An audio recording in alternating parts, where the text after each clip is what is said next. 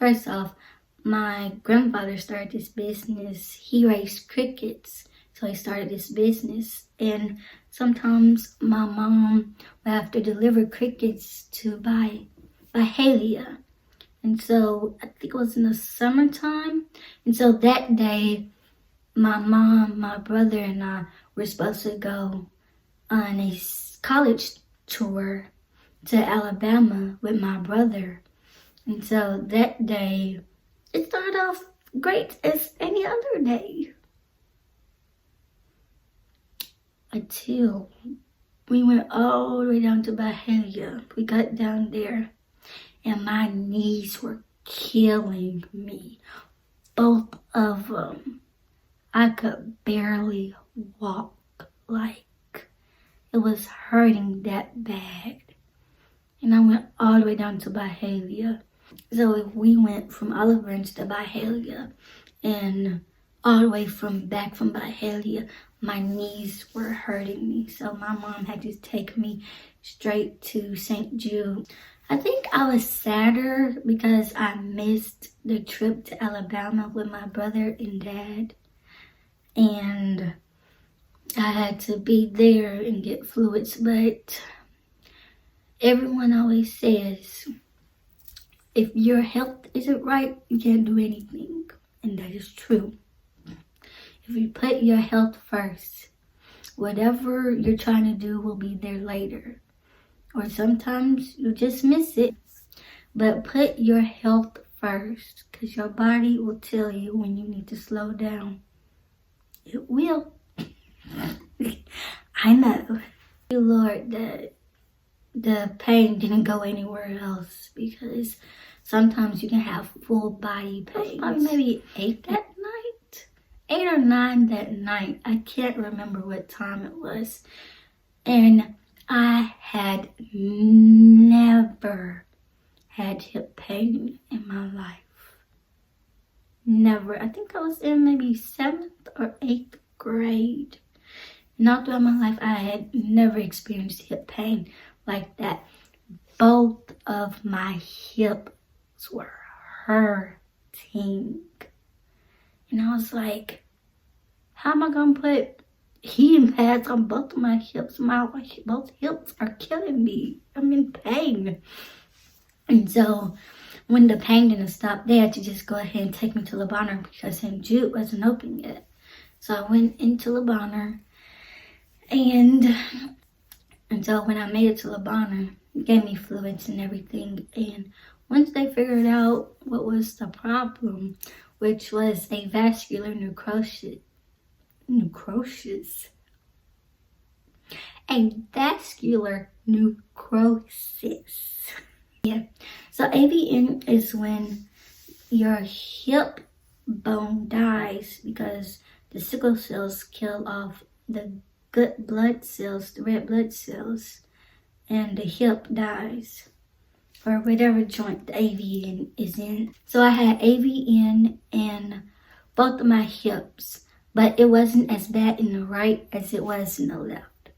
So I was about in the 7th or 8th grade when that happened. And imagine being in the 7th, 8th grade and they say you have to have hip surgery, a partial hip replacement. And most of the times you don't get that until you're like a senior citizen.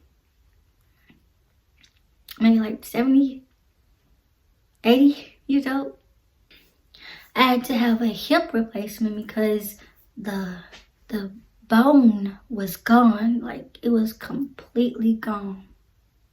And so during that time, when I was waiting to get a hip replacement, a partial hip replacement, I was doing cheer and dance, and it really made a difference in and how I would dance and how I would cheer. And like over the year, the hip pain got worse.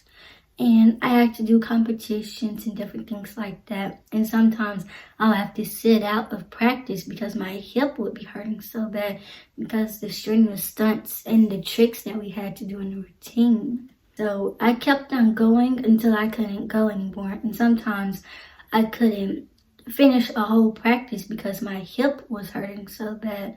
So I had to sit down and take some pain medicine and just watch the practice from the sidelines. I remember one time my coach asked me, we were having a competition that next day, and I kind of had to sit out of practice maybe most entire part of practice. I didn't do any stunts or anything because it was really strenuous on my hip. My coach asking me, are you going to be able to make it? Are you going to be able to do competition tomorrow? I was like, yeah, I'll be able to make it. I have to. Nobody else can go on my spot at the last minute. This is the night before, so I have to do it. So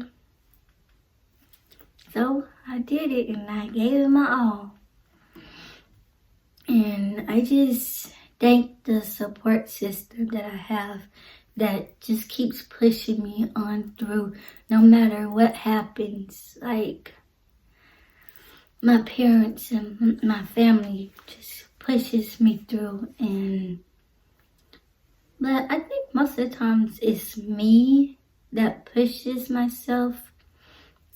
But I try to not push myself too hard now, because I know my limits and I know what I can and can't do. And so I have to make sure I think of that in the back of my mind, because when was that? Sometimes you can push yourself too hard, and yeah, that's gonna come up soon in the next story.